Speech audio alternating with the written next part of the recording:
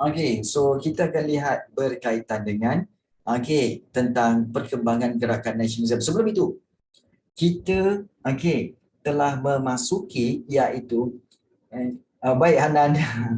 Baik.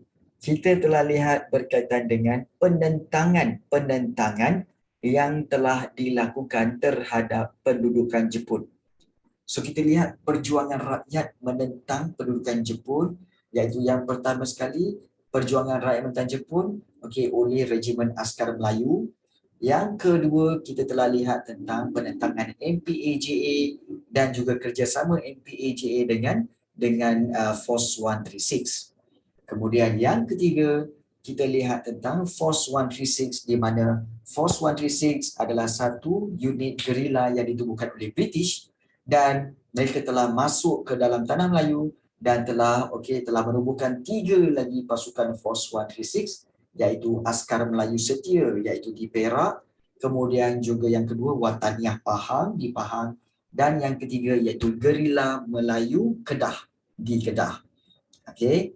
Dan ini bertujuan untuk menentang pendudukan Jepun. Selain daripada itu, ada penentangan individu iaitu daripada 2 orang ini, Gurchan Singh dan juga Sibyl Katigasu. So, kedua-dua ini telah menentang Jepun dengan cara mereka masing-masing. Kita dah tengok dari itu. Kemudian di Sabah Sarawak pun kita dah tengok tentang di Sarawak iaitu Operasi Semut, yang mana mereka telah menjalankan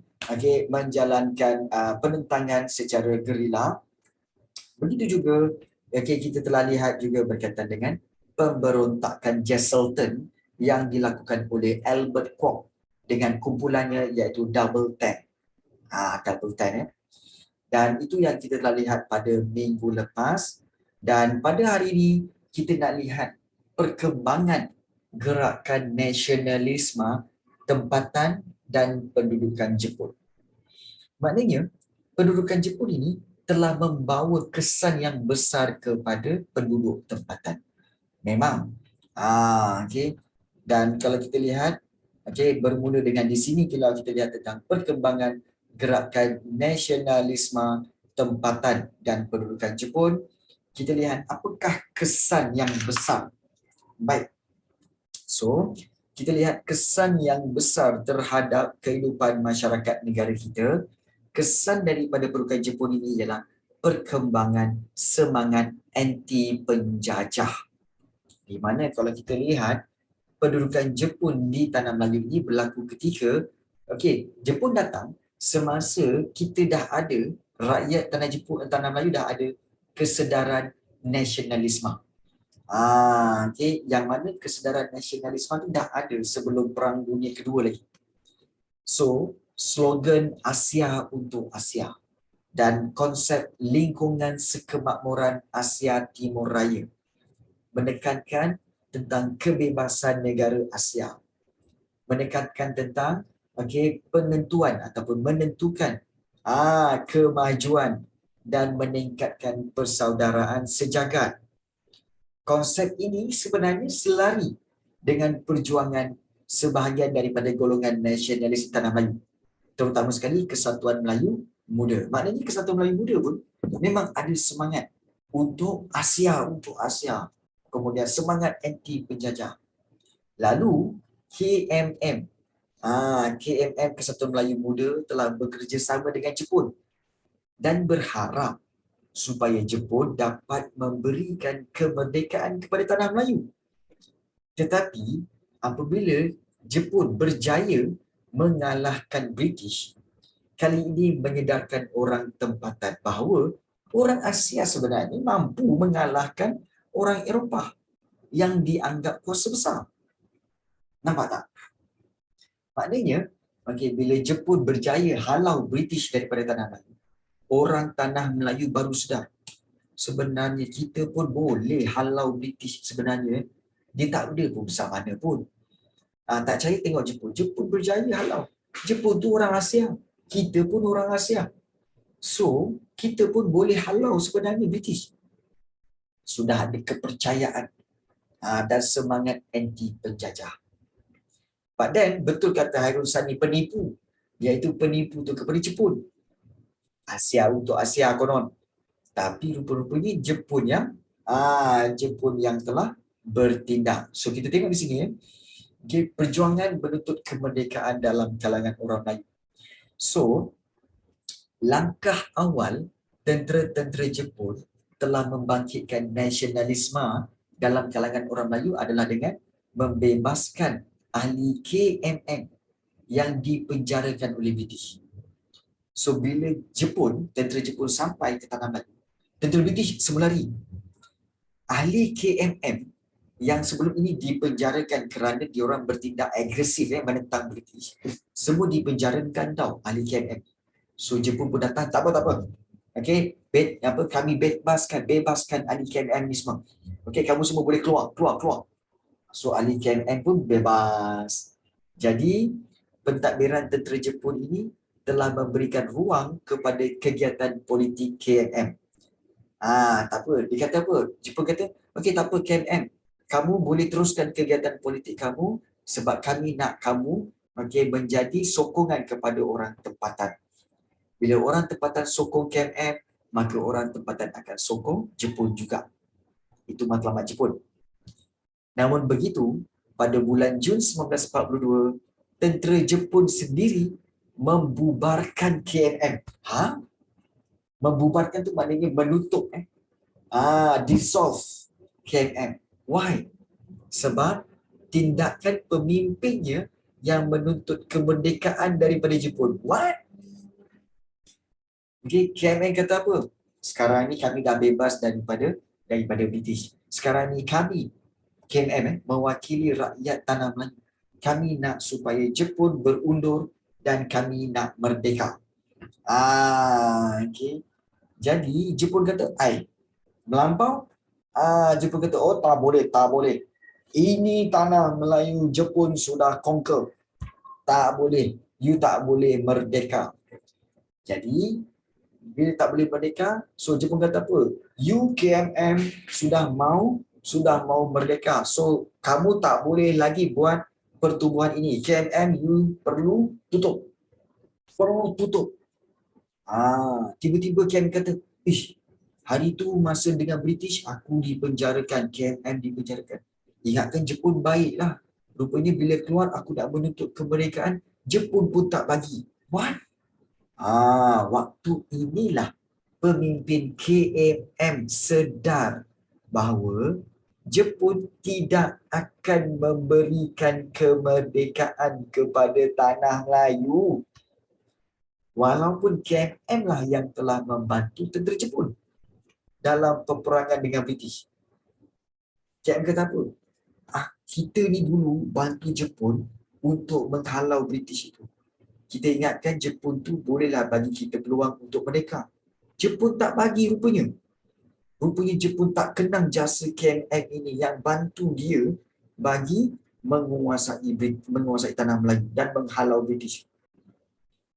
Jadi, betul kata Hairul Sani, keluar mulut harimau, masuk mulut buaya. Jahanam. Jadi, perjuangan mendapatkan kemerdekaan ini perlu diteruskan. Tapi kali ini dengan taktik dan strategi baru. So, anggota KMM dalam organisasi ketenteraan yang ditubuhkan oleh tentera Jepun iaitu seperti Gyugun dan juga Gyutai menyertai diorang dalam diam-diam KMM ni menyertai gerakan bawah tanah. Maknanya gerakan senyap-senyap bagi menentang Jepun.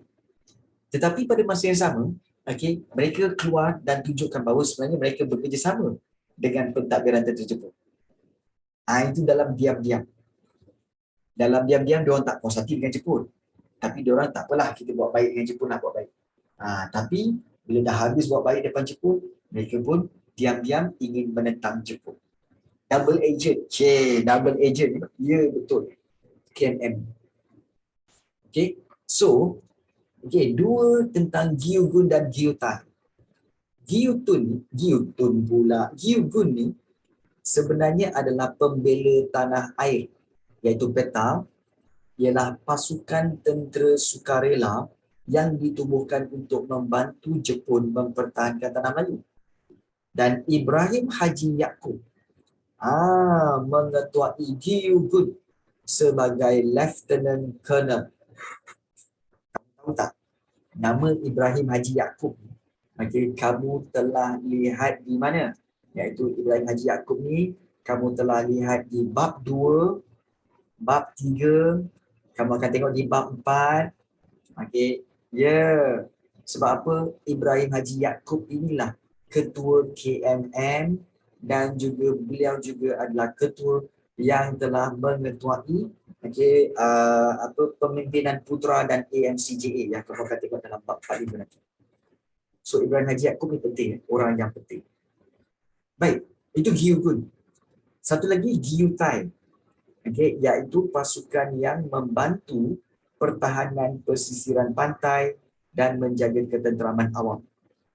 Onan Haji Siraj mengetuai Gyutai sebagai Lieutenant Colonel. So kedua-dua ini, Gyugun dan Gyutai, orang-orang Melayu yang ada kat situ dalam diam-diam mereka nak menentang Jepun. Tapi bila jumpa Jepun, kita bekerjasama dengan Jepun. Tapi di belakang, kita nak menentang Jepun. Itu cara bagaimana orang Melayu dalam diam-diam nak teruskan menuntut kemerdekaan. Susahnya nak menuntut kemerdekaan cikgu. Susah. Memang susah. Sampai jadi double agent pun ada. Okay. So, menjelang bulan Julai, bulan Jun 1945, maknanya dah nak menghampiri kekalahan Jepun. Jun 1945, dah nak menghampiri kekalahan Jepun. Jepun semakin tertekan dengan serangan-serangan pihak bersekutu yang berusaha memenangi hati golongan nasionalis Melayu, dan dengan sokongan tentera Jepun, Dr. Burhanuddin Al-Helmi, Ibrahim Haji Yaakob, Onan Haji Siraj dan bekas pemimpin KMM yang lain menubuhkan Kesatuan Rakyat Indonesia Semenanjung atau dipanggil sebagai KRIS. Dan apakah matlamat KRIS? Matlamat KRIS ini adalah untuk mencapai kemerdekaan tanah Melayu bersama-sama dengan Indonesia melalui semangat Asia untuk Asia. Bayangkan kalau matlamat KRIS ini berjaya dan Jepun berjaya memerdekakan tanah Melayu dan Indonesia. Bermakna tanah Melayu akan jadi sebahagian daripada Indonesia lah. Jadi Indonesia jugalah kita. Namun begitu, Jepun memaklumkan kepada KRIS bahawa rancangan untuk merdeka tanah Melayu, merdeka bersama-sama dengan Indonesia tidak dapat dilaksanakan kerana tentera Jepun menyerah kalah pada 15 Ogos 1945. Berikutan pengeboman bandar Hiroshima dan Nagasaki. Nasib baik tak jadi. Bulan Jun 1945, Jepun kata tak apalah, Kesatuan Rakyat, KRIS boleh dapatkan kemerdekaan bagi tanah Melayu dan juga Indonesia. Sebenarnya Jepun dah mula rasa macam aku nak merdekakanlah tanah Melayu dengan Indonesia. Tapi tak sempat. Bulan Jun dah bagi tahu, Julai, Ogos. Bulan Ogos, Hiroshima dan Nagasaki kena bom, maka Jepun pun menyerah kalah dan Jepun kata tak dapat nak teruskan rancangan KRIS, iaitu gabungkan tanah Melayu dengan Indonesia untuk merdeka. Tak dapat. Jadi, walaupun perjuangan menuntut kemerdekaan itu tidak berjaya semasa kedudukan Jepun, perjuangan bagi mencapai matlamat KRIS ini diteruskan selepas pendudukan Jepun melalui penubuhan PKMM, iaitu Parti Kebangsaan Melayu Malaya, iaitu parti politik pertama ditubuhkan selepas zaman pendudukan Jepun. Nampak tak? Maknanya dalam keadaan kita dijajah oleh Jepun pun, kita rakyat kita masih lagi ada semangat nasionalisme, semangat nak merdekakan negara. Semangat penting. Semangat nak merdekakan negara. Oleh siapa? Oleh KMM dan juga KRIS serta juga PKMM. Nak teruskan juga. Itu yang berlaku di tanah Melayu. Semangat nasionalisme. Nasionalisme yang berlaku di tanah Melayu semasa pendudukan Jepun lah. Jadi kalau kita lihat, kemudian kesedaran politik di Sarawak dan Sabah. Kegiatan penduduk di Sarawak dikawal. Penduduk di Sarawak beza. Dia dikawal melalui persatuan yang ditaja oleh tentera Jepun. Contohnya, Persatuan Cina digabungkan menjadi Kokyo Kokokai. Udah rupa macam nama biskut coklat je. Kakyo Kokokai. Biskut coklat Kakyo Kokokai. Okey. Jadi ini Persatuan Cina, dan berikutan kekurangan pegawai Jepun, orang Melayu dan juga orang Iban diberikan jawatan dan kuasa yang lebih tinggi sebagai pegawai daerah yang sebelumnya hanya disandang oleh pegawai British je.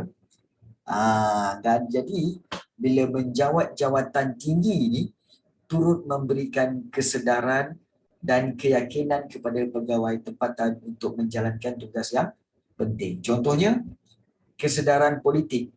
Ya, Rahman, melalui pengalaman semasa pendudukan Jepun menjadikan peribumi Sarawak lebih yakin untuk berkerajaan sendiri selepas Perang Dunia Kedua.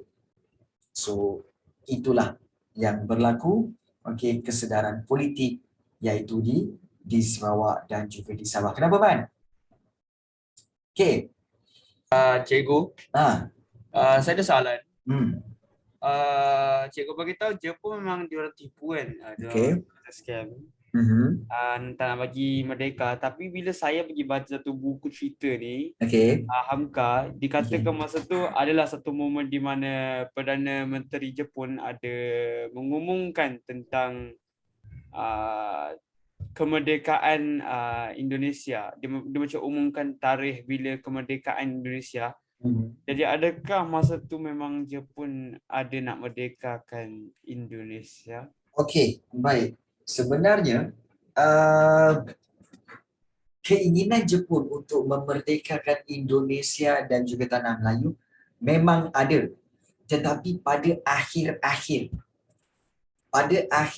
kalau kamu tengok kan, macam cikgu cakap tadi, pada akhir-akhir menjelang bulan Jun 1945 ni, menjelang akhir-akhir tu barulah Jepun kata macam okeylah kan, korang nak merdeka lah, okeylah Indonesia, aku nak bagi kau merdeka, tanah Melayu pun aku nak bagi merdeka. Tapi tentera bersekutu kata apa? Korang semua, tentera Jepun sila keluar daripada tanah Melayu dan Indonesia, sila keluar. Kan? Jepun kata tak nak, kami tak nak. Jadi oleh sebab kedegilan itu, maka Jepun ataupun tentera bersekutu, tentera Amerika telah gugurkan bom atom yang pertama. Untuk apa? Untuk menyedarkan Jepun bahawa sila berundur. Tak nak juga. Jadi selang 2 hari barulah tentera bersekutu gugurkan lagi satu bom atom di Nagasaki. Gugur kali kedua barulah okeylah kami surrender lah, kami keluar lah. You see? Nampak tak? Jepun nak bagi kemerdekaan tapi dia macam berdolak dalik. Kalau betul nak bagi kemerdekaan, kau keluarlah. Betul tak? Kenapa nak bagi kemerdekaan kemudian kamu tak nak keluar? Bila orang suruh keluar kau tak nak. Tapi kau nak bagi merdeka. Kemudian kau rasa macam apa?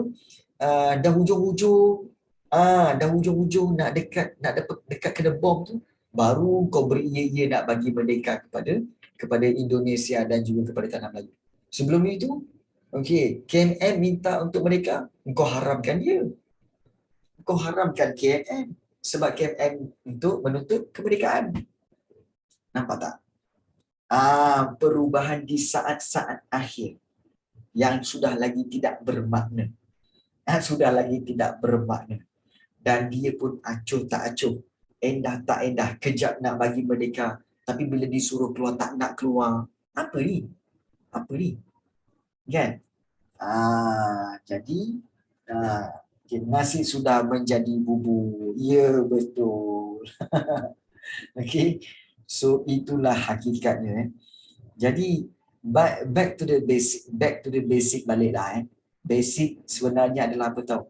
Basic sebenarnya ialah kalau orang tu menjajah, senang cerita orang tu menjajah, jangan percayalah. Jangan percaya dengan orang yang menjajah. Dia kata kita nak majukan apa semua, kan? Nak majukan negara apa semua. Jangan percayalah. Dia sebenarnya nak untung dia. Baik. Sebab pengeboman tu ke tak jadi mereka. Ya, betul.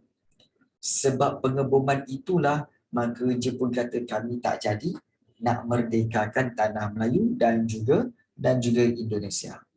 But then sebelum merdeka lagi, sebelum Jepun kalah lagi, okey, memang Jepun ada niat nak merdekakan, tapi apabila tentera bersekutu kata, okey, kalau nak merdekakan kau keluarlah daripada tanah Melayu ataupun Indonesia. Tak nak pula. Degil. Macam mana tu? Macam mana tu? Nak bagi mereka tapi suruh keluar tak nak. Degil. Macam mana? Jadi sebab itu tentera bersekutu terpaksa menggunakan kekerasan, iaitu dengan gugurkan bom atom. Okay. Barulah ada, barulah kata apa? Barulah pandai dengan muka je. Jak gugurkan bom atom, baru sedar. Okey. Rakyat kami Jepun ni ramai 100,000 orang mati sebab bom atom tu. Okeylah kami surrender. Baru kau nak keluar. Baru tahu padan muka kau. Sebelum tu tak nak. Degil.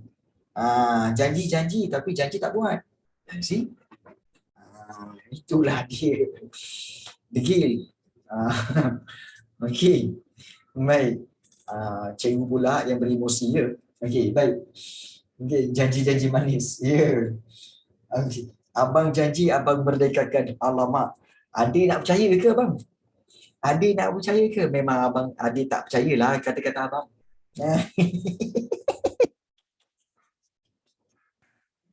Anan. Cik.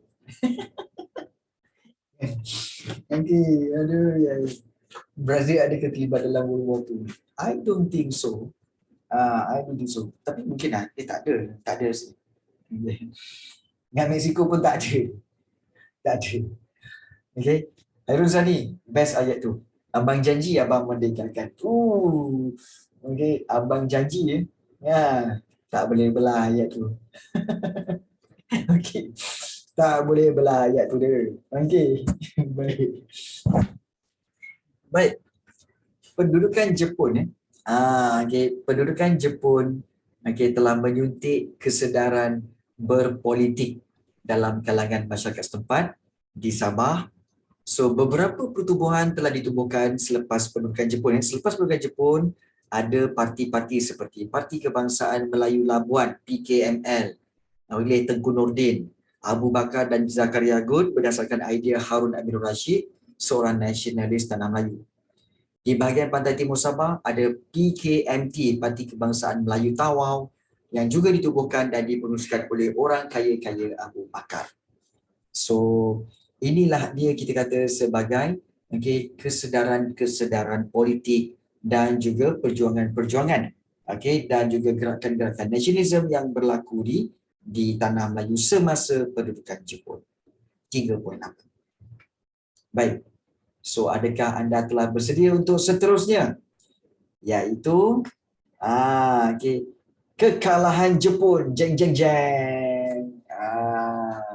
Kita dah sampai kepada satu bahagian yang sangat-sangat excited. Iaitu kekalahan Jepun. Padan muka. Padan muka ya. Negara kita selepas kekalahan Jepun. Baik. Amerika Syarikat telah menggunakan bom atom. Faktanya dalam serangan terhadap Jepun pada bulan Ogos 1945 Ya, dan peristiwa inilah yang membawa kepada kekalahan tentera Jepun dan berakhirnya Perang Dunia Kedua. Kalau soalan ada tanya, bagaimana bagaimana Perang Dunia Kedua berakhir? Kamu boleh jawab, Perang Dunia Kedua berakhir apabila Amerika Syarikat menggugurkan bom atom dalam serangan terhadap Jepun. Ya, banyak. Banyak sebenarnya. Baik. So kita tengok tentang gugurnya bom atom ini. So pada 6 Ogos 1945, bom atom yang digelar sebagai Little Boy digugurkan ke atas bandar Hiroshima. Ingat, Little Boy, Hiroshima. Itu yang first. Dan bila gugurnya bom atom, apa yang berlaku? Kita boleh tengok, inilah dia yang berlaku. Okey, nampak tak kawasan ini? Kawasan ini menjadi apa? Rata, padang jarak, padang terkukur. Padahal sebenarnya kawasan ini penuh dengan bangunan-bangunan, habis runtuh. Runtuh, dan terbakar dan sebagainya. Hiroshima digugurkan selepas digugurkan bom atom pada 6 Ogos 1945. Baik, 6 Ogos digugurkan ke atas bandar Hiroshima. Baik, kemudian selepas itu 6 hari bulan tu, di antara 6 hari bulan hingga 8 hari bulan, tentera bersekutu bagi tahu Jepun, kami telah gugurkan bom atom. Kami yang telah gugurkan. Dengan niat supaya kamu tentera Jepun sila keluar daripada kawasan jajahan di tanah Melayu, di kepulauan-kepulauan Pasifik, di Indonesia dan sebagainya, sila keluar. 8 Ogos, 2 hari kemudian, Kabinet Jepun, menteri-menteri Jepun semua mesyuarat. Dan mereka decide apa? Tak, kita akan teruskan peperangan. Niat nak teruskan peperangan tu. Nampak tak degilnya? Nampak tak degilnya kat sini? Bila degil, tentera bersekutu kata, kau degil kan? Kau nak teruskan juga peperangan. Kau nak terus juga penjajahan, peperangan ni semua. Baik. Esoknya, 9 Ogos 1945, bom atom Fat Man digugurkan ke atas bandar Nagasaki. Dan Fat Man ini, kalau kita lihat, Fat Man ini telah menyebabkan bom itu digugurkan ke atas bandar Nagasaki ini. Dan kita lihat macam cendawan. Bila gugur bom atom ni, dia punya asap tu, cendawan tu, memang memusnahkan kawasan yang besar. Memang. Memang memusnahkan kawasan besar dan menyebabkan ramai orang terbunuh akibat daripada gugurnya bom atom Fat Man di Nagasaki. Dan oleh kerana gugurnya bom atom yang kedua ni, tentera bersekutu sekali lagi tanya, kau nak teruskan perang tak?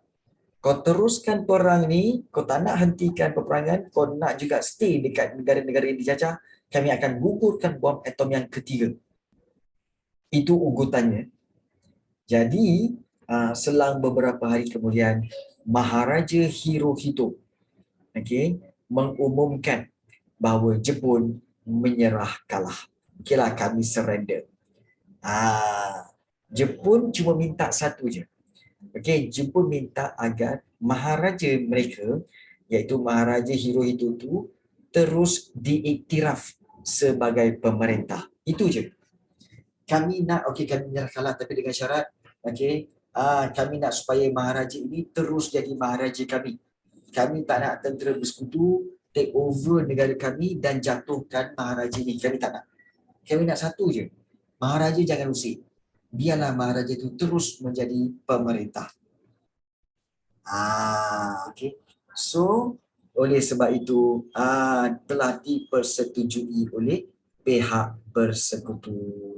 Maknanya pihak bersekutu iaitu tentera-tentera Britain dan juga Amerika, negara Amerika dan Britain dan sekutunya telah bersetuju supaya Maharaja Hirohito ini terus menjadi maharaja dan pemimpin bagi Jepun. Dah gugur 2 bom atom. Barulah nak menyerah kalah. Okay. Tahu pun. Baik. So, ini sedikit info. Datuk Haji Abdul Razak bin Abdul Hamid, dikenali sebagai Razak Sensei, merupakan rakyat negara kita yang terselamat dalam peristiwa pengeboman di Hiroshima. Macam mana orang Melayu kita boleh ada di Hiroshima, cikgu? Sebab Abdul Razak ini pada waktu usia dia belasan tahun waktu itu, beliau sedang menuntut dan belajar di University Hiroshima. University Hiroshima. Bukan. Ini tak ada kena-mengena dengan Perdana Menteri kita Tun Abdul Razak. Bukan. Ini orang lain. Okay. Ini orang lain. Baik. Jadi inilah kesan daripada gugurnya bom atom. Baik. Soalan yang kita nak bincangkan di sini, sebenarnya apakah rasional di sebalik larangan penciptaan senjata nuklear? Zaman sekarang ini, kita tahu kuasa-kuasa barat seperti Amerika, seperti Britain, seperti Rusia, mereka mencipta senjata nuklear. Tetapi ada larangan di mana kita semua dilarang untuk mencipta senjata nuklear. Why? Okay.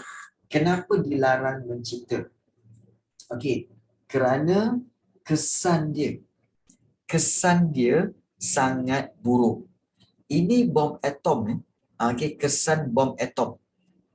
Bom atom ni, kalau bom nuklear, kamu daratkan bom atom ni, daratkan dengan 10 kali ganda. Bom atom daratkan dengan 10 kali ganda, samalah dengan bom nuklear. So, patutkah larangan penciptaan senjata nuklear ini dibuat? Ya. Memang senjata nuklear ini patut diharamkan. Tetapi, kenapa negara-negara seperti Amerika, seperti Rusia, mereka masih lagi mengamalkan ataupun juga masih lagi melakukan ujian-ujian senjata nuklear ataupun ujian-ujian bom nuklear? Kerana pertama sekali mereka nak menunjukkan tentang kekuatan ketenteraan mereka, itu satu. Mereka power. Boleh mencipta senjata nuklear, itu satu. Tetapi yang kedua, mereka nak mengimbangi. Sebab daripada dulu Amerika dengan Rusia ni memang dia tak ngam. Dia ibarat tangan kiri dan tangan kanan. So kalau tangan kiri ni ibarat Amerika ni buat senjata nuklear, tangan kanan pun kena ada senjata nuklear supaya untuk to get balance. Dan kalau kita lihat dunia juga sebenarnya terbahagi kepada dua. Ada negara-negara yang menyokong Amerika, ada negara-negara juga yang menyokong Rusia.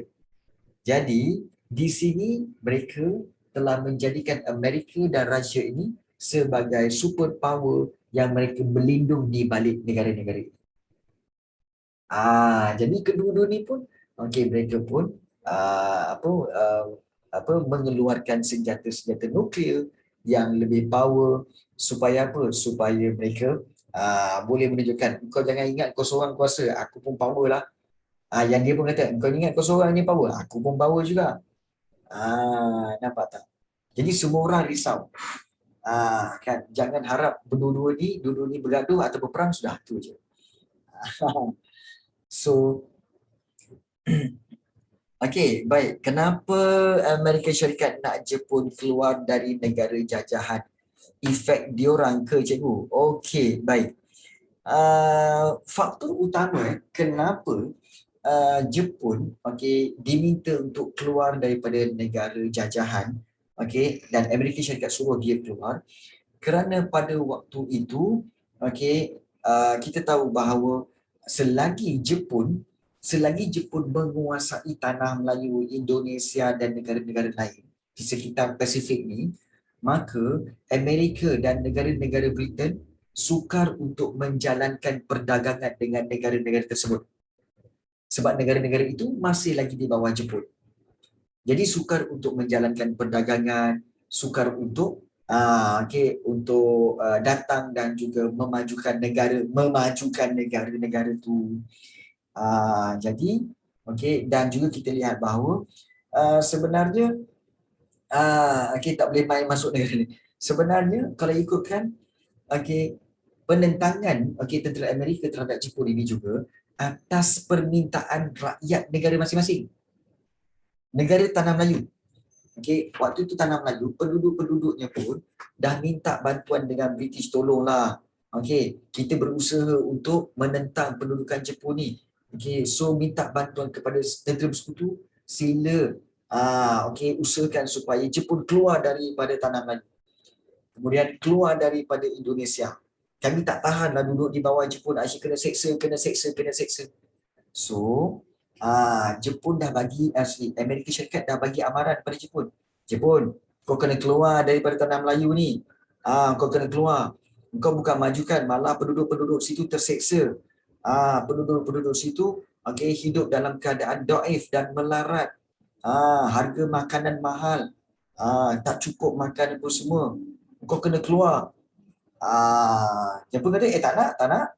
Kami tak nak. Kami nak ambil lagi biji timah apa semua ni. Kami nak bawa balik. Keluar.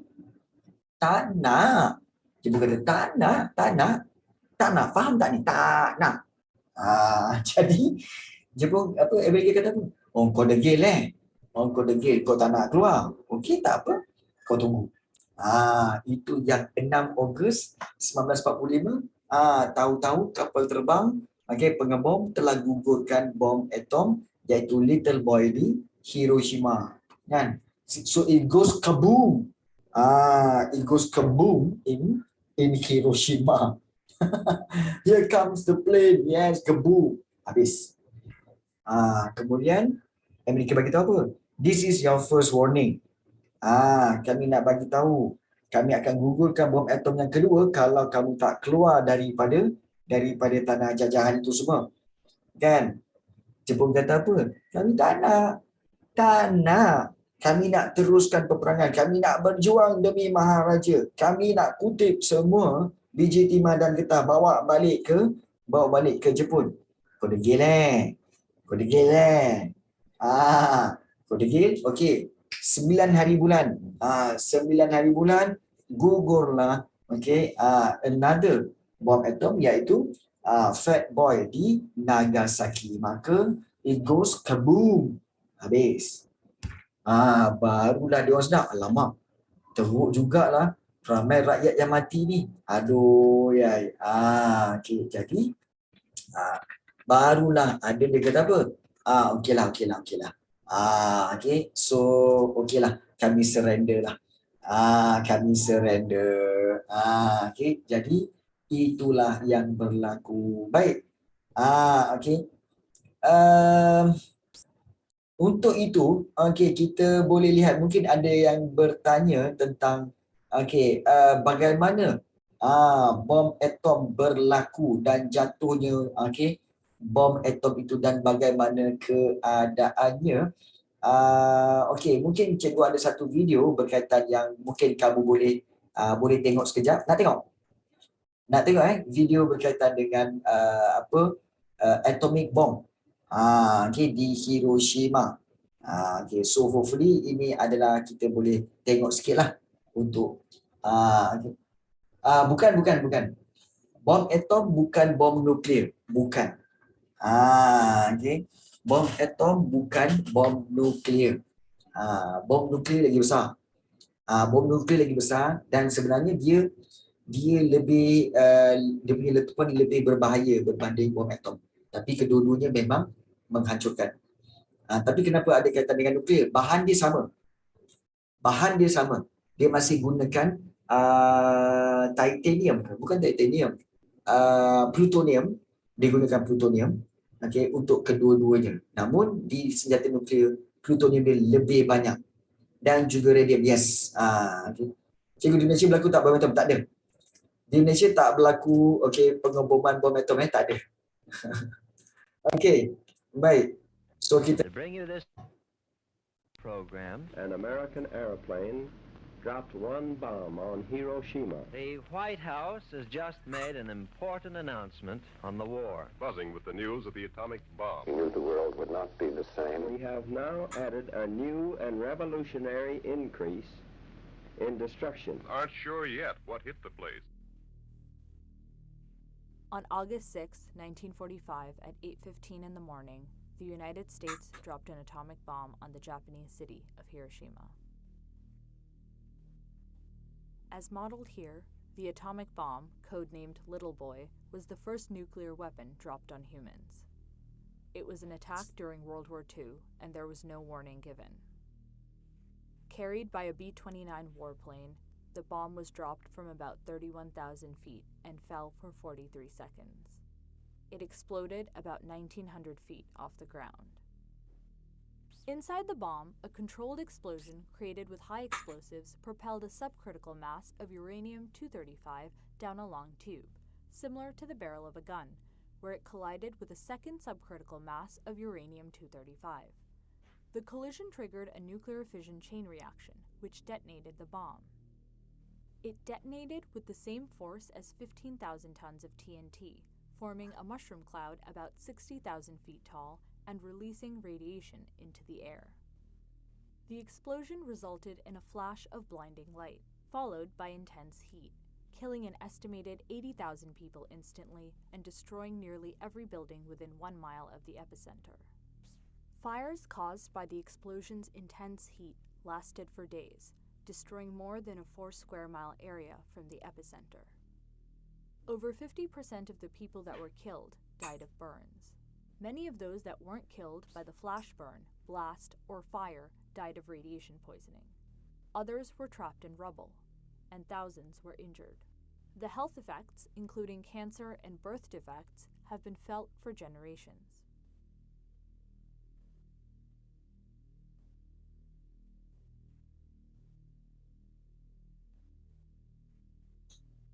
Three days later, another atomic bomb, made with plutonium, was dropped on Nagasaki, killing at least 74,000 people.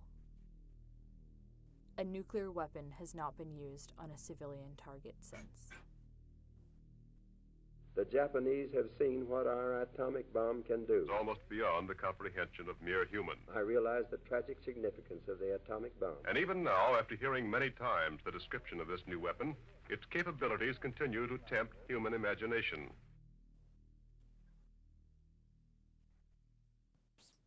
Okay. So, itulah yang berkaitan dengan pengeboman bom atom, di mana kalau kamu tengok instantly bila dia jatuh, okay, dia akan menyebabkan flashlight dan juga menyebabkan 80,000 people die instantly. Maknanya mati, okay, secara terus. Okay, mati secara terus. Jadi itu yang dikatakan sebagai, kita kata ianya agak kita kata sebagai agak agak mengejutkan, dan itu menyebabkan kematian yang besar. Kematian yang besar terhadap penduduk-penduduk di Hiroshima dan juga di Nagasaki. So kalau kita fikir balik, adakah ianya sesuatu yang berbaloi untuk kita perkatakan? Ya. Okey. So satu lagi footage yang cikgu ada, iaitu cikgu boleh kongsikan dengan kamu, iaitu berkaitan dengan pengeboman bom atom ini. Okey, iaitu yang ini. Single plane carrying a single bomb takes off from Tinian and drops that bomb in Hiroshima and kills 50 to 60 to 70,000 people. We are now into a completely new era. Perhaps 100,000 people incinerated in seconds. There was a lot of commotion, and there was people saying that there was a B-29 coming towards Hiroshima. American Howard Kakita was 7 years old, living with his grandparents near Hiroshima's ground zero.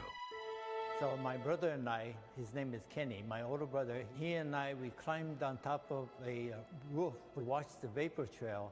And fortunately, my grandmother, being much smarter than us, she told us to get off the roof. An act that saved their lives. I didn't see the flash, I didn't hear the boom, I was knocked out instantaneously. When I came to, which is I'm sure a number of minutes later, the structure was on top of me, and things are beginning to burn around me. Somehow, Howard, his brother, and grandmother survived. This was not an ordinary bomb, but it was something much bigger. Everything was burning. They saw things no person should witness. There were already a number of people that were dead along the roadside. People were burned, suffering, and that, begging for a drink of water. Some of the injuries were so severe that, for example, people with burns, their skins would be dripping from their bodies. And some of the people actually had broken limbs, protruding. When we came back after the surrender, we came back to the same area, and the whole city was completely flat. It was really devastating to see. Do you feel lucky to be alive? If we stayed on that roof when the bomb exploded, I would not be speaking to you right now. So yes, I feel extremely lucky. Howard and his brother lost their hair to radiation from the bomb, but tens of thousands not killed immediately that day would die in the weeks to come. That's my grandfather. He would die 2 years after that with cancer. Howard is a hibakusha. That's Japanese for an explosion-affected person. The hibakusha's message will be that we understand the misery and terror and death that it caused. In a world now armed with more than 10,000 nuclear weapons, what the hibakusha fear is simple. Somebody's going to make a mistake and then push that one button, which may cause other buttons to be pushed. The world that we know today will be gone. Howard says that as a child, he had nightmares for many, many years, and then they just seemed to dissipate. His brother, however, who was also a hibakusha, has never been able to talk about what happened that day. Nampak tak betapa kesan bom atom itu, di mana kalau kita lihat dengan orang kata apa, kawasan Hiroshima yang flat dan juga kesan radiasi yang menyebabkan kanser, trauma jadi dia. So itu baru cerita tentang bom atom. Belum lagi kita yang ada sekarang ni ada negara-negara kuasa besar ada bom nuklear. Dia cerita bahawa kulit bila terkena tu, panas tu orang minta air, kulit tu melepuh, terbakar dan kulit tu jatuh berkeping-keping macam lilin. Bayangkanlah. Jadi itulah kesan daripada bom atom. Jadi kita harapkan supaya dunia kita selepas ini tidak ada lagi lah penggunaan bom-bom atom ataupun bom nuklear yang akan tidak membawa apa-apa kebaikan, malah membawa kemusnahan kepada semua dan semua pihak. Okey. Baik, so alhamdulillah kita telah lihat tentang bom atom dan mungkin next class kita akan enhancekan lagi tentang maklumat berkaitan dengan pengeboman dan juga kekalahan Jepun pada Perang Dunia yang kedua ini. So kita jumpa lagi pada next class. Take care guys. Assalamualaikum dan bye-bye semua. Terima kasih cikgu. Sama-sama Nan. Okey Zat, Farisha. Okey, Masalah. Bye.